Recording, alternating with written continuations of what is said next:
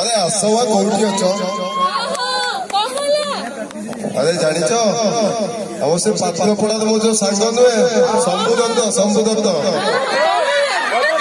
से हम सुमी गोटे झील देखी पुओ देखी गोटा भी सरकारी चाकरी ब्लॉक चाकरी भल भी अच्छी एमती तो आम सुमिर पाठ पढ़ा सरीगला मु भावी बाहर कमटा भी सारी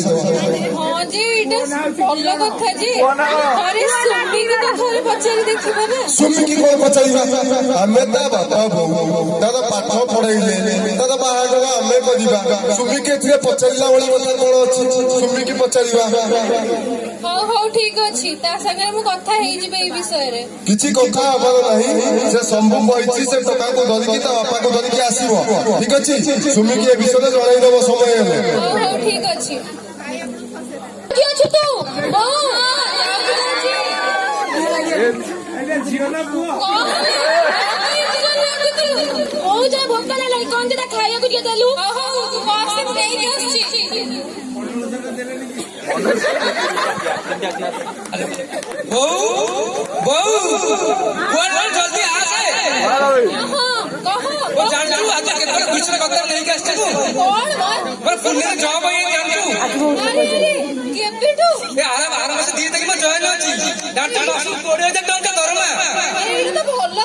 हाँ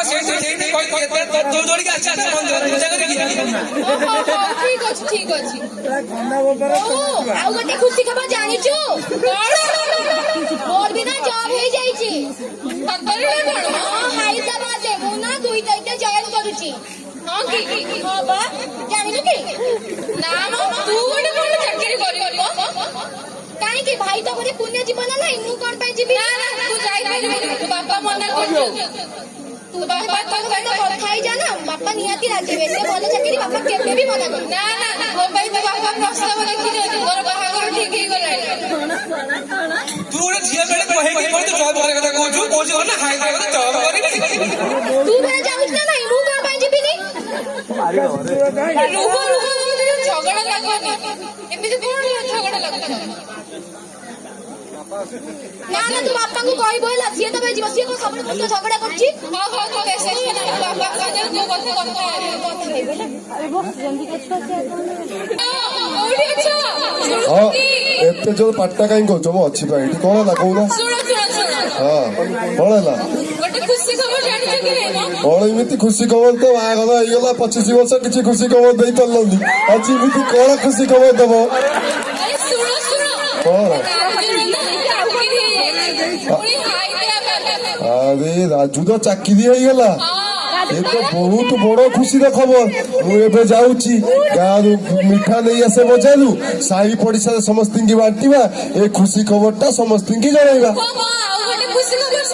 आउरी गोटे आज मो भाग्य बहुत भल भारी खुशी खबर शुणुची सोमवार चाकरी सोमवार चाकरी कर बाहागर मुझे देखुच चाकरी कर चाकरी कर वर्ल्ड कप जित हाँ घर को आसबू पुओ पचारिक आसबू कौन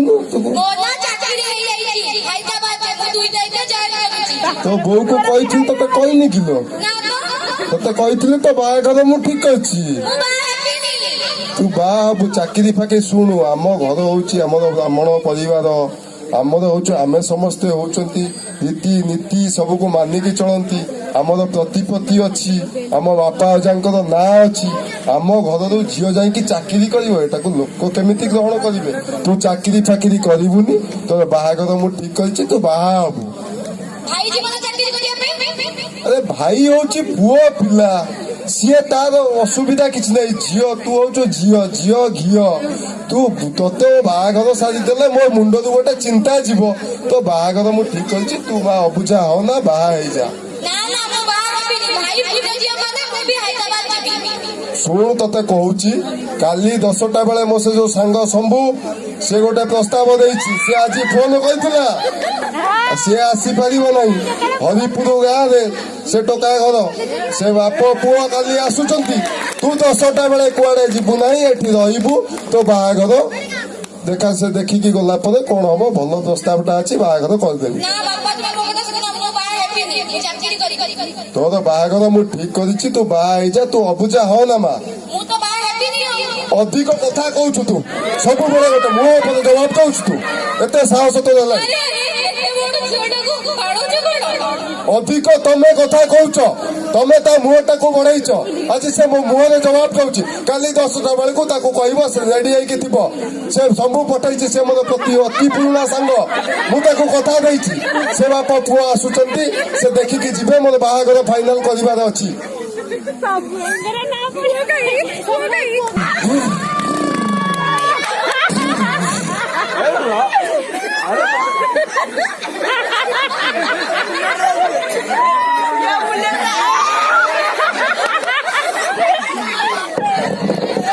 ଏଇଟା ସ୍କୁଟର ନୁହେଁ ପଲସର।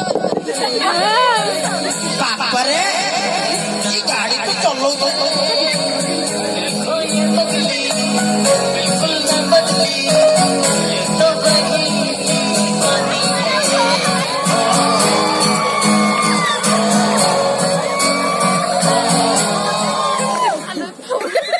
ହ୍ୟାଲୋ କିଏ ମାଳ ବୋଉକିଲା କଣ କହୁଛୁ କଣ? ଏଇଠି ଆସିକି ଏ କଥା କହୁଛ? ତ ବୋଉ ଫୋନ କରିବେ ହ୍ୟାଲୋ ହ୍ୟାଲୋ କଣ ହେଲା? ଆଳୁ ସରି ଯାଇଛି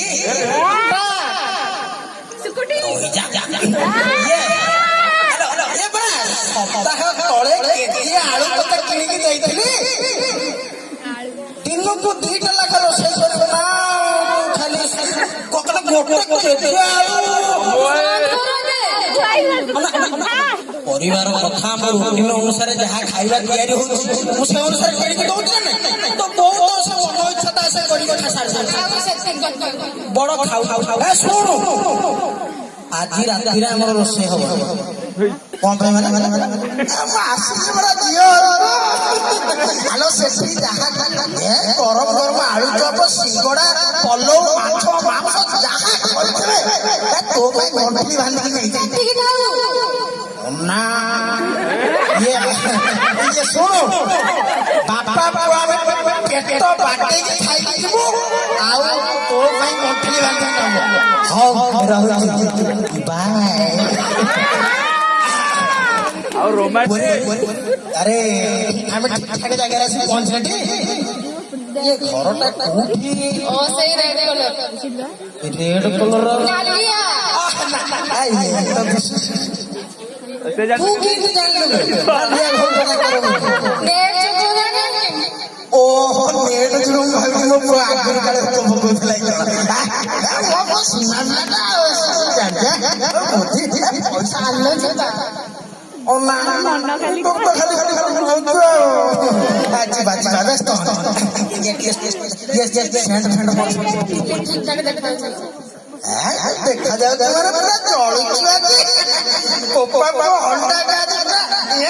ଘାଣ୍ଟି ଦବା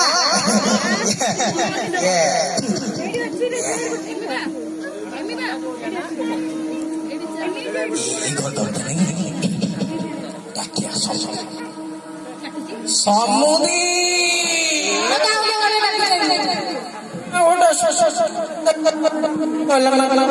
ଓ କୃଷ୍ଣ ସମୁଦି ସମୁଦି ଆରେ ଆଜି ତ ଆସୁଛନ୍ତି ସେମାନେ ଦେଖିବାକୁ ସମୁଦି ଦେଖିଲ କିଏ ଆସିଲେ ଦେଖିଲ ସମୁଦି କୁଆଡେ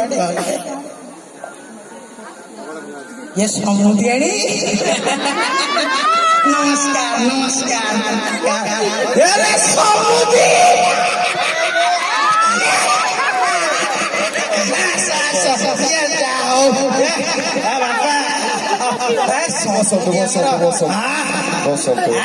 ये मार्बल पक्का घर ए समुद्री कोठी पोटा धन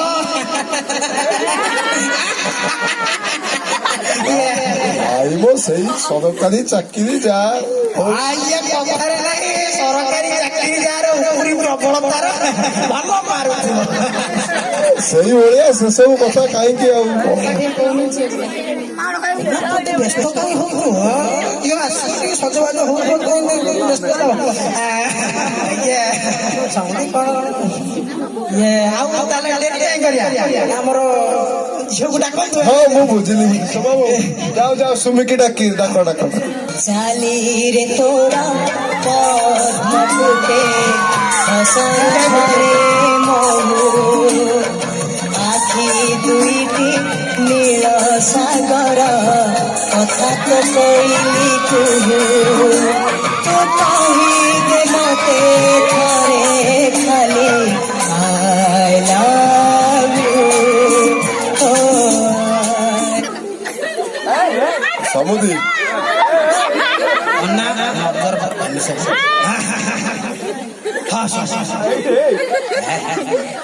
ପଚାରି ଝିଅ କଣ ପସନ୍ଦ?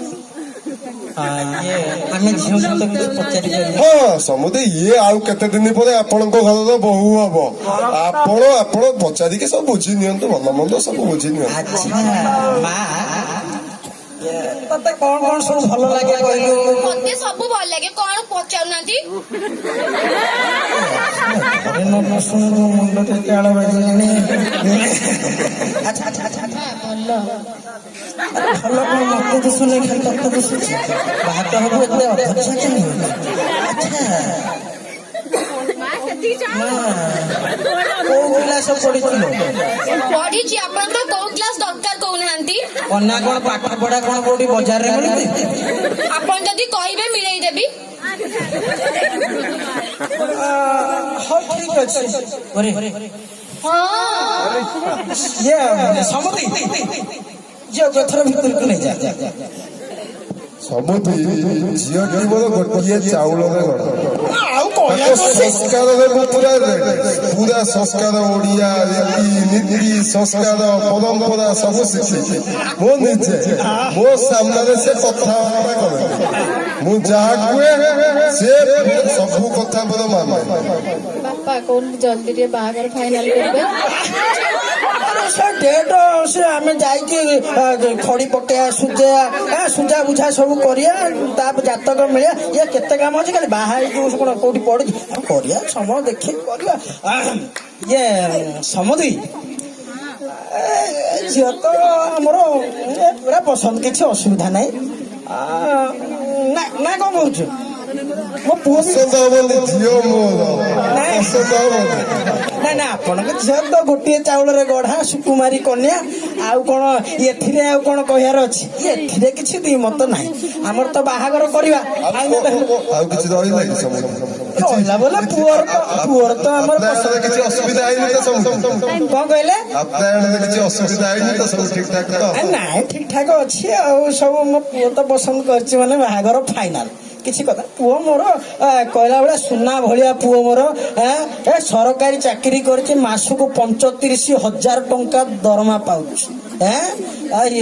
ହଉ ଠିକ ଅଛି ଆମେ ତ ଫାଇନାଲ କଲେ ବାହାଘର ହବ ଆଉ କଣ। ହଉ ତାହେଲେ ଆପଣ ଯାଇକି ଆପଣଙ୍କ ବନ୍ଧୁବାନ୍ଧବ ସାହି ପଡିଶା ଜଣାନ୍ତୁ ମୁଁ ବି ଆମ ବନ୍ଧୁବାନ୍ଧବ ସାହି ପଡିଶା ଜଣାଉଛି ଦେଖି ସମସ୍ତଙ୍କୁ ଡାକିକି ଫାଇନାଲ କରିଦବା ଆଉ ସବୁ ହବ ଯେ ଇଏ ଦବା ନବା କଥା ତମେ ତ ଜାଣିଛ ଆଜିକାଲିର କଥା କଣ ଦୁନିଆକୁ ଦେଖିକି ଆପଣ ଦେବେ ଆଉ କଣ ନା କଣ?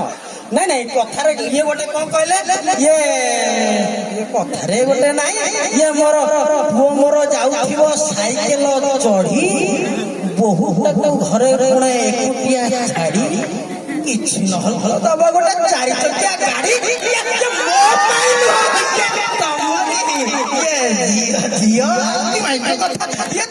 ସବୁ ବୁଝିବ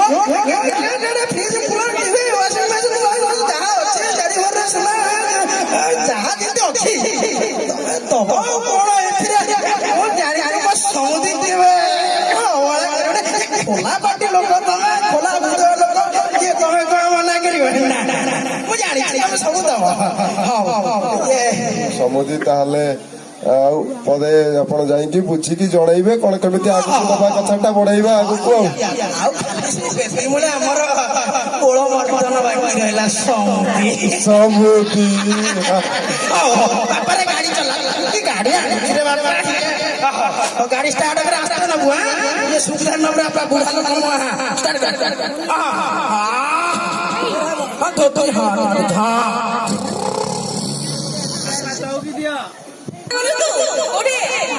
ତୁ କେତେବେଳେ ଆସିଲୁ? ମୁଁ ମାର୍କେଟ ଯିବି। ଚାଲ ଯିବା ଟିକେ ନହେଲେ ଆଉ। ତୋର ତ ମନ କାହିଁକି ଦୁଃଖ ଅଛି? ଜାଣିନୁ କି ଆମ ଘରେ ବା ମୋର ମ୍ୟାରେଜ ଠିକ କରିଦେଇଛନ୍ତି। ମୋର ବା 2 ତାରିଖରେ ଜବ୍ ଥିଲା ଯିବାର ଥିଲା ଯେ ଆମ ଘରେ ସେଗୁଡା କଣ ବୁଝିଛନ୍ତି ନା କଣ? ସିଏ ଖାଲି କହୁଛନ୍ତି ଭାଇ ଯିବ ପୁନେ ଆଉ ମୁଁ କାଳେ ମ୍ୟାରେଜ କରିବି। କଣ କରିବି ଆଉ କହ? ନା ନା ଶୁଣ, ମୁଁ ତୋ କାମର ଗୋଟେ ଭଲ ସଲ୍ୟୁସନ ବାହାର କରିଛି। ମୋର ଜଣେ ସମାଜସେବୀ ଭାଇ ଅଛନ୍ତି, ମୁଁ ତାଙ୍କୁ ଡାକିକି ଆଣିବି, ସେ ତୋର ସବୁ ପ୍ରୋବ୍ଲେମ ସବୁ ସଲ୍ଭ କରିଦେବେ। ହେଲା, ଏଥର ମନ ଖୁସି? ହଉ ଠିକ ଅଛି। ଯିବା ମାର୍କେଟ? ହଁ ଠିକ ଅଛି।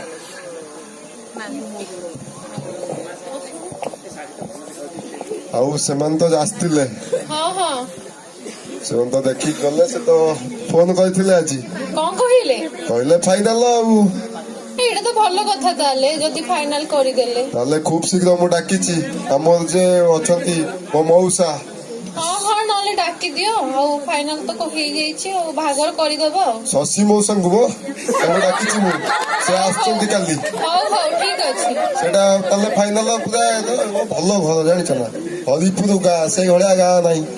ଏ ପୁରା ବହୁତ ବଢିଆ, ଠିକ ଠାକ ଝିଅ ଯାଇକି ଆମର ବଢିଆ ରହିବ, ସବୁ ଅଛି ସେଠି ଦେଖାଶୁଣା କରିବ। ହଉ ହଉ ତାହେଲେ ଠିକ ଅଛି। ଆରେ କିଏ ଆସିଲା ଦେଖନି ଟିକେ, ଯାଇ କିଏ ଆସିଲା। ତୁ ଆସିଛୁ କି? ମାଉସୀ ନମସ୍କାର। ନମସ୍କାର ନମସ୍କାର। ମଉସା ନମସ୍କାର। ଆରେ ନମସ୍କାର। ଆରେ କେମିତି ଅଛୁ? ଭଲ ଅଛି, ଭଲ ଭଲ ଅଛୁ ମା? ଆଉ ବାପା କେମିତି ଅଛନ୍ତି? ଭଲ ଅଛନ୍ତି। ଆପଣ ଭଲ। ଭଲ ଅଛନ୍ତି ତ? ଆରେ ଭଲ। ଇଏ ବାବୁ କିଏ? ଇଏ ମୋର ଜଣେ ଭାଇ ହେବେ, ସମାଜସେବୀ ଜଣେ ଭାଇ ଅଛନ୍ତି। ସମାଜ ସେବା କରୁଛନ୍ତି? ହଁ, ହଁ। ବହୁତ ବଢିଆ କଥା। ସମାଜ ସେବୀ ମାନଙ୍କୁ ମୁଁ ବହୁତ ସମ୍ମାନ କରେ। ଭଲ ଲୋକ ସେମାନେ, ସମାଜ ପାଇଁ କିଛି କାମ କରୁଛନ୍ତି। ଆଉ ଭଲ ଭଲ। ମଉସା ସୋମା ଅଛି କି ଟିକେ ଡାକିଦେବେ? ଆରେ ସୋମା ବାବୁ ଟିକେ ଡାକି ଦିଅ ସୋମାକୁ। ଆରେ ତୁ କେତେବେଳେ ଆସିଲୁ? ମୁଁ ଏବେ ଆସିଲି, ଦେଖ ମୋ ଭାଇକି ନେଇକି ଆସିଛି। ହାଏ। କଂଗ୍ରେଚୁଲେସନ ସୋମା। ଆଉ ତମର ଜବ୍ ହେଇଗଲା କାଇଁ? କାହିଁକି କଣ, ତାର ବାହାଘର ଠିକ ହେଇଯାଇଛି। ସେ ବାହା ହବ, ପାଠଶାଠ ପଢା ସରିଗଲା, ଏବେ ବାହାଘରଟା ହବ। ଆଉ ତା ବାହାଘର ଠିକ ହେଇଯାଇଛି ତ, ସେଥିପାଇଁ ସେ ଚାକିରି କରୁ। ମାନେ ବାହାଘର ଠିକ ହେଇଛି, ଏତେ ଅଳ୍ପ ବୟସରୁ ଆପଣ ବାହା କରିଦେବେ? ଆପଣ ସମାଜ ସେବା କରୁଛନ୍ତି, ଆମ ଘର କଥାରେ ମାମଲତି କରନ୍ତୁ ନାହିଁ। ଏଇଟା ମୋ ଘର କଥା, ମୁଁ ବୁଝୁଛି। ମୋ ଘରେ ମୁଁ ଝିଅ ଜନ୍ମ କରିଛି, ମୁଁ ବୁଝିବି। ଏତେ ଅଧିକ ମାମଲତି କରନ୍ତୁନି, ତା ବାହାଘର ହବ। ଏ ଦେଖନ୍ତୁ ମଉସା, ଆପଣ ରାଗନ୍ତୁନି। ଏତେ ପଇସା ଖର୍ଚ୍ଚ କରି ଏତେ ପାଠଶାଠ ପଢେଇଲେ, ଝିଅ ଚାକିରି କରିବାକୁ ଯାଉଛି, ଆପଣ ମୁଁ ତମର ଆଡଭାଇସ ମାଗି ନାହିଁ। ତମେ ଆସିକି ମତେ ସୁଦୁଟାରେ ଏତେ ଉପଦେଶ ଦିଅ ନାହିଁ। ମୋର ଝିଅ ଜନ୍ମ କରିଛି, ତାକୁ ପାଠ 2 ଅକ୍ଷର ପଢେଇଲି, ତାର ବାହାଘରଟା କରିଦେଲେ ମୋ ମୁଣ୍ଡରୁ ଗୋଟେ ବୋଝ ଯିବ। ତମେ ମତେ ଆସି କହୁଛ ସେ ଚାକିରି କରିବ, ତାର ସୁବିଧା ଅସୁବିଧା କିଏ ବୁଝିବ? ତା ବାହାଘର କରିଦେଲେ ମୋର କାମ। ସୁବିଧା ଅସୁବିଧା ମାନେ ଆପଣଙ୍କ ମନରେ କିଛି ଖରାପ ଧାରଣା ରହୁଛି କି? କାଳେ ଆପଣଙ୍କ ଝିଅ ଦୁଷ୍କର୍ମର ଶିକାର ହବ ବୋଲି? ବର୍ତ୍ତମାନ ସମୟରେ ଯାହା ସବୁ ଘଟୁଛି ଦେଖିଲେ ତ ବାପ ହିସାବରେ ସେ ଭୟ ତ ମନକୁ ଆସିବ, ମୋର ଆସୁଛି। ଆପଣ ଭୁଲ ଭାବୁଛନ୍ତି ମଉସା। ଯୋଉ ଝିଅ ମିନିସ୍କର୍ଟ ପିନ୍ଧୁଛି ତାକୁ ବି ଦୁଷ୍କର୍ମ କରାଯାଉଛି। ଯୋଉ ଝିଅ ଚୁଡ଼ିଦାର ପିନ୍ଧୁଛି ତାକୁ ମଧ୍ୟ ଦୁଷ୍କର୍ମ କରାଯାଉଛି। 7 ବର୍ଷର ନାବାଳିକା କନ୍ୟା ମାନଙ୍କୁ ଦୁଷ୍କର୍ମ କରାଯାଉଛି। ଏଠି 70-80 ବର୍ଷର ବୃଦ୍ଧା ମାନଙ୍କୁ ମଧ୍ୟ ଦୁଷ୍କର୍ମ କରାଯାଉଛି। ତେବେ ଆମେ କଣ ଏଥିପାଇଁ ଆମ ଝିଅର ଭବିଷ୍ୟତକୁ ନଷ୍ଟ କରିଦବା?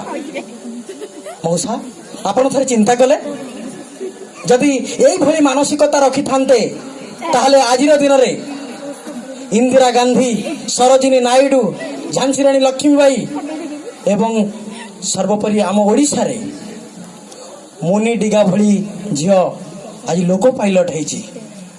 କେବଳ ତାର ଚିନ୍ତାଧାରା ପାଇଁ, ତାର ସତ୍ସାହସ ପାଇଁ, ତାର କଠିନ ଅଧ୍ୟବସାୟ ପାଇଁ, ତାର କଠିନ ପରିଶ୍ରମ ପାଇଁ।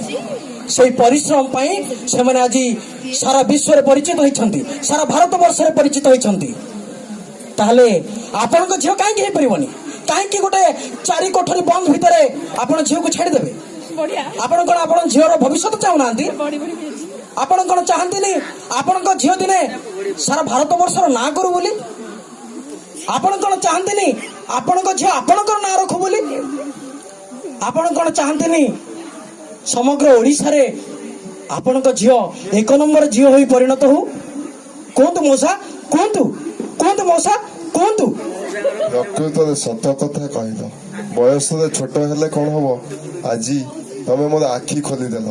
ପ୍ରକୃତ କଥା, ମୁଁ ଏ କଥା କେବେ ଭାବିନଥିଲି ଯେ ମୋ ଝିଅ ବି ଚାକିରି କରିବ, ଝିଅ ବି ଇନ୍ଦିରା ଗାନ୍ଧୀ, ସରୋଜିନୀ ନାଇଡୁ, ନନ୍ଦିନୀ ଶତପଥୀ ଭଳି ମୋ ନାଁ ବି କେତେବେଳେ ରଖିପାରିବ। ମୁଁ ଏ କଥା କେବେ ଭାବିନଥିଲି।